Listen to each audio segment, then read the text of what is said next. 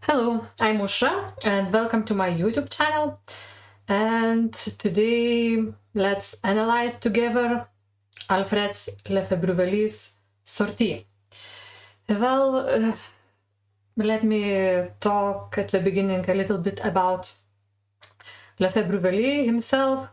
I think the most important thing about him to say is that he was actually really liked by famous French organ builder Aristide Cavaillon. We were contemporaries, both lived in the 19th century, and Aristide liked his performance so much that actually most organs by Aristide Cavaillon were inaugurated by Alfred Lefebure-Wely, because he thought that he can represent his instruments very well. So I think this is recognition from one master to another.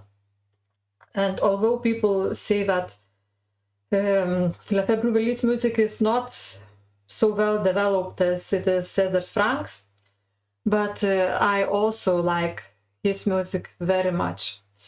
The first time when I heard his compositions was at the French Organ Conference in United States in Oberlin Conservatory. And actually that night when Lefebure-Wely was performed, we had a really bad thunderstorm, and it was just amazing to listen to this music and to listen what is happening outside, because Lefebure-Wely's music is so entertaining, and all that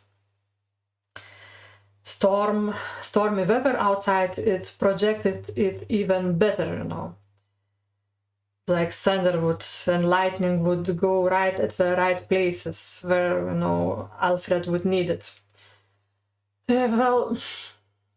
So as I mentioned, this was all in France. Lefebure-Wely lived and composed, and the piece Sortie, which I will analyze today, was intended to be played at the end of the Mass. And honestly, if in Lithuania somebody would play this kind of music, at the end of a Mass, I think people would be really, really surprised. Even nowadays, but I just cannot imagine somebody playing music like this in Lithuania in the mid-19th centuries. Because actually this particular sortie was composed in 1857, and it comes from the collection which is called Organist moderne, and it's taken from a volume number 11. It's really a lot of fun playing it, but of course in playing it you also need to know how the piece is put together. So now let's talk me in general about the form of this particular piece, and then I will later demonstrate it for you and play it in like little segments. So what I like about Alfred's music too, that he often uses very clear forms, musical forms, not like Vidor, for example. And this sortie is composed in sonata form, which actually is my probably favorite musical form. It's really clear, well developed, and basically sections leaves no doubt when we begin and when we end. So for those of you who know, I will just quickly remind that sonata form always has exposition, development, and then the ending section, which is the recapitulation of exposition. And after recapitulation, it often has coda. And not all composers use codas, and not all had them really long and developed, but I think the best master of big codas at the end of sonata movements was Ludwig van Beethoven. And Lefebure-Wely, as we hear later, uses the Coda too. Maybe not as long as Beethoven's, but still, well, in this particular edition that I'm using, entire piece lasts for 8 pages, and Coda takes 2 pages long, so it's a quarter of entire piece, so I think it's long enough. So now let me talk about exposition a little bit. Well, usually we have 2 main themes, like a primary theme and secondary theme, and there might be, you know, transition in between those 2 themes, so sometimes we just go straight ahead, one theme to another one, and then usually there is some sort of closing theme. Also, not always, and not always very long.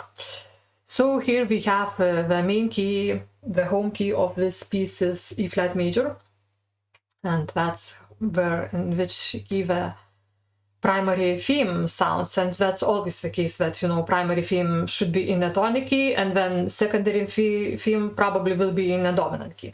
We will see later on. So now let me just play the primary theme of the exposition.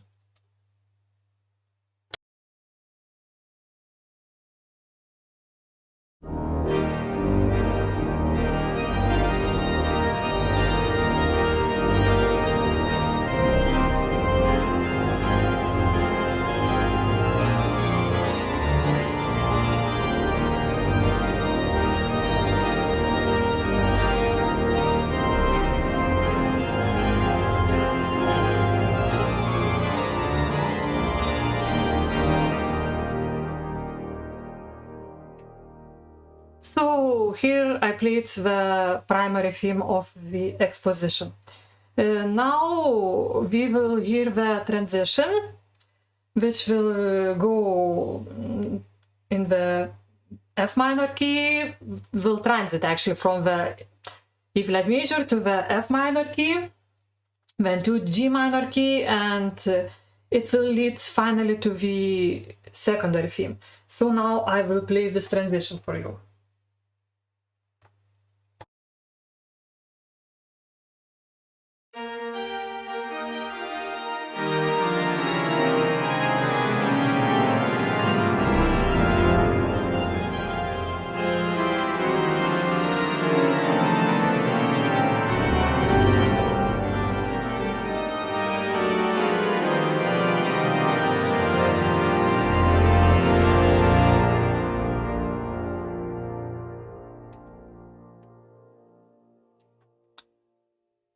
So, okay, now the secondary theme comes, and as you will hear it, it will sound in a B flat major key. And B flat major key, comparing to the opening E flat major home key, is the dominant, the key of the dominant. So we had first subject, first primary theme in the tonic key, and now we go to the dominant key. And here I will switch to the other manual, because that's how it is indicated in the score.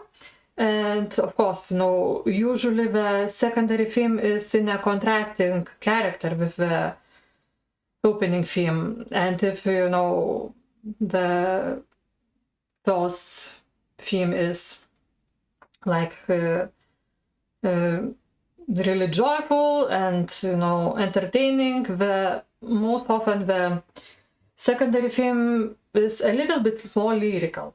Maybe not entirely like lyrical, but still a little bit softer and a little bit different in a character. So now let me play it in the key of B flat major.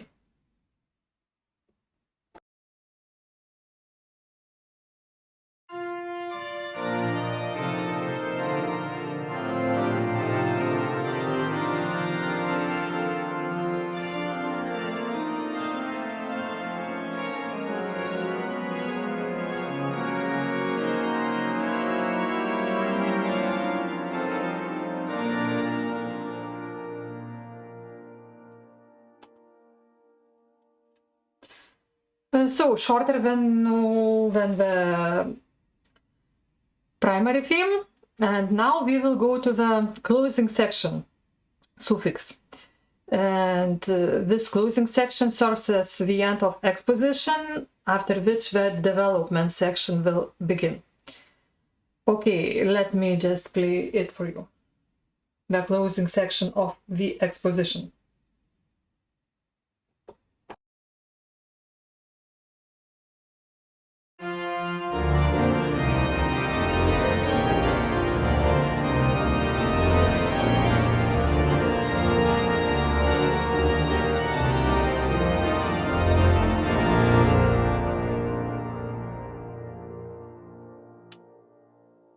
So this was the end of the exposition, and now comes development. You know, development in terms of length and of a structure is different in every sonata that you choose to analyze or to play, because some are really long, some are very short. So comparing to the other sonatas that I have played in my life, I would say that this development by Lefebure-Wely is quite short. Not the shortest that I have played, but really not a long one. And what happens in development in general, you know, that composer can decide which theme from the exposition to develop in this section. Some composers uses both themes, some actually just one theme, some actually choose to develop and to play only, to work only with part of one theme. So in this particular development, Lefebure-Wely chose to work with like a half of secondary theme. That's what I hear, at least, and what I find while playing and analyzing this development section. And another feature that it's true for most of the composers, that in the development section we have quick change of the different keys. So one key, another key, and then another key, and you know, we just changes quickly and abruptly. And of course, after the end of development, you have to have some sort of retransition. So now I will play this, what I consider to be development of this particular sonata, and then I'll talk a little bit more about retransition.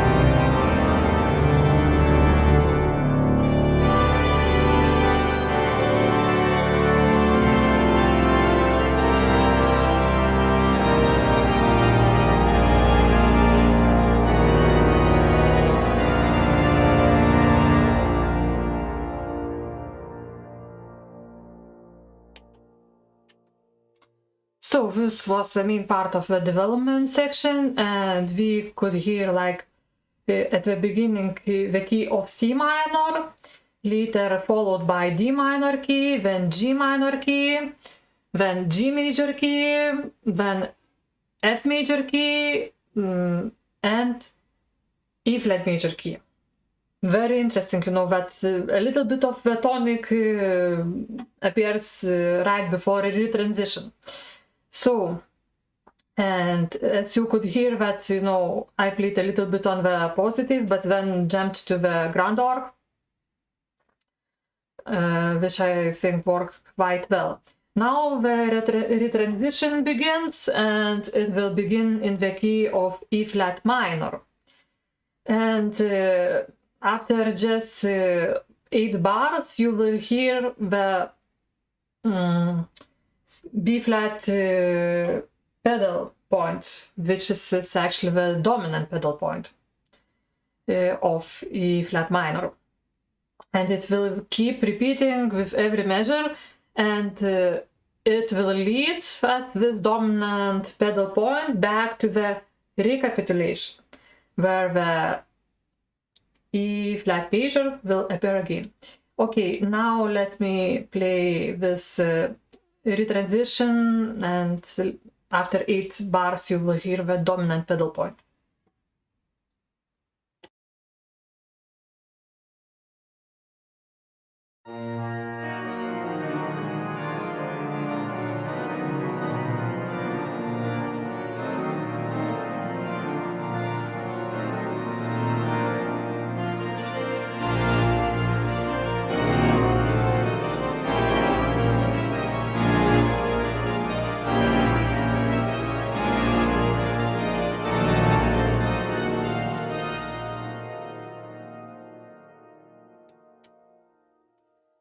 Yes, and here I start for the recapitulation, which is coming in the next measure. Actually, again, you will hear, the primary theme. Then there will be a transition, which will end in F minor key. Then we will hear D minor key and B flat major key until we will arrive to a secondary theme. So not much of new things because it's recapitulation. So, and basically Lefebure-Wely used almost exactly the same what he used in exposition. So let me now just play all this recapitulation. Maybe I'll just stop really briefly before transition to the secondary theme, that you would know where it comes, and then we will talk later about Coda.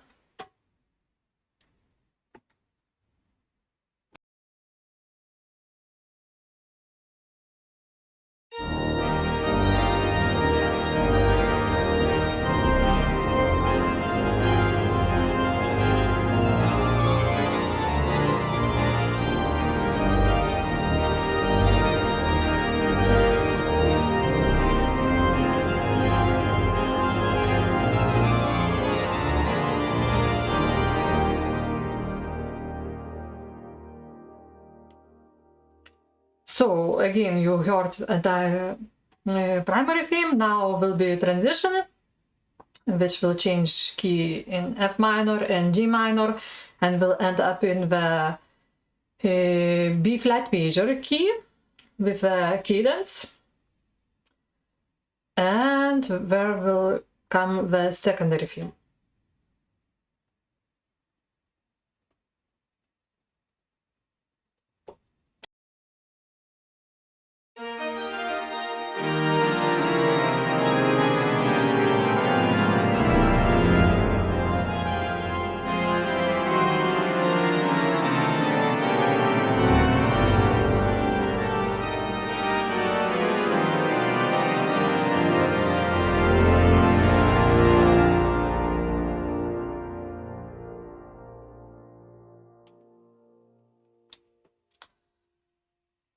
So now, because we are getting closer to the final episode of this piece, Lefebure-Wely, as it was common, writes the secondary theme in a home key of E flat major, not in the dominant key as he did in exposition. This is the largest difference between the exposition and recapitulation. Let me play it for you now.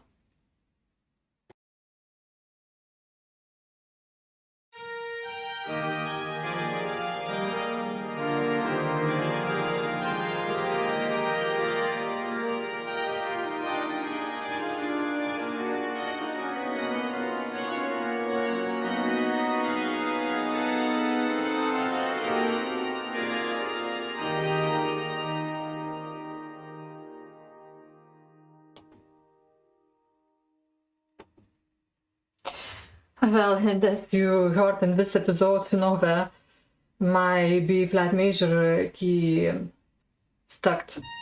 So I have a problem with it, so please excuse me. And also I have a problem with the D stucking on the main keyboard. But, well, it's the end of winter and the air is quite dry in the room, so I hope these problems will, disappear in a month or so when we have larger humidity. So now we came to a closing section, and well, there are a couple lines of a closing section and then the coda begins. So now I will play this closing section for you, closing section of recapitulation.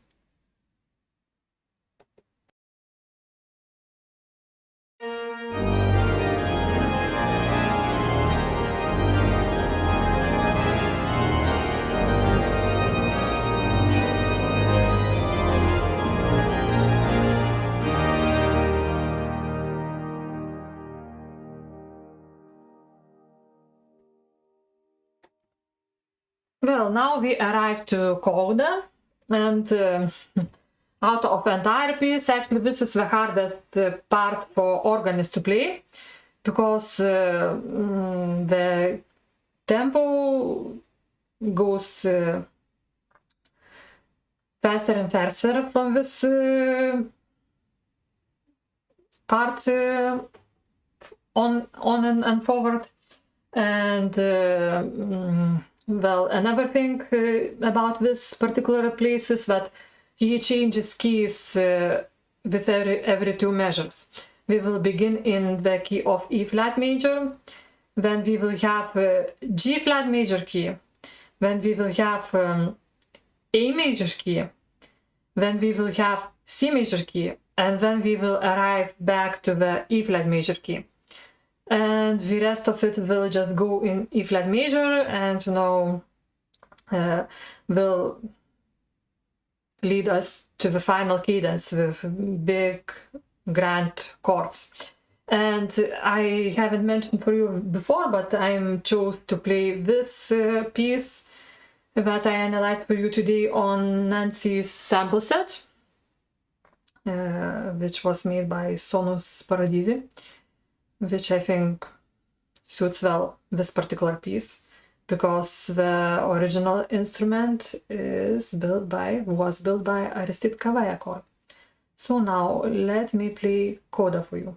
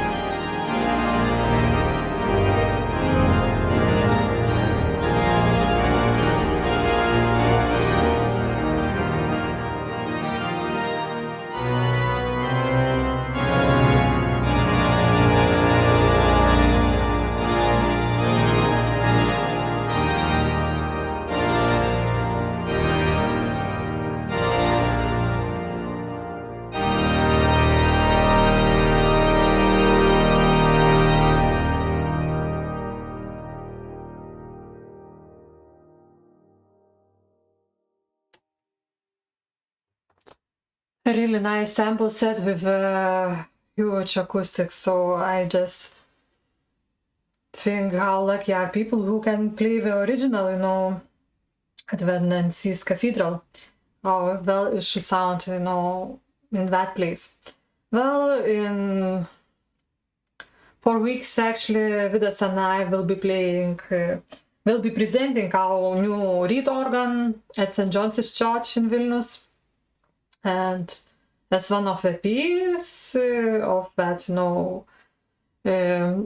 inaugurational recital, I chose to play this particular piece by Alfred Lefebure-Wely on the reed organ. So I wonder how it will sound well, and if everything will be fine with us, and I will post that recital probably on my YouTube channel, so you will be able to see it and to listen to it, and maybe you can write and tell me what you think about it. Well, okay. Thank you very much for watching my channel. If you haven't subscribed to it, please do it now. And if you have any questions, please don't hesitate to ask. Thank you for watching and see you next time. Bye bye.